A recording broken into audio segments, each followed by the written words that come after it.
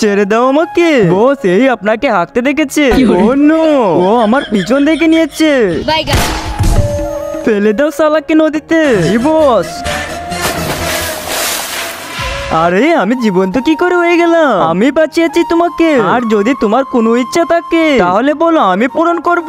আমাকে গুন্ডারা মেরে ফেলেছে, আমি ওদের জানে মেরে ফেলতে চাই। তোমার ইচ্ছা পূরণ হবে। এই দানব বের হওয়ার সাথে সাথে যার নাম নেবে তাকেই প্রথমে মারবে। চালে এখন না আবার দেখে ফেলে আমাকে হাঁকতে। নাম বলো, কাকে খতম করতে হবে? আবে এই গুন্ডার নামটা কি ছিল?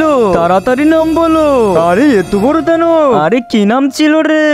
অমিত বেটা, বাঘ বেটা।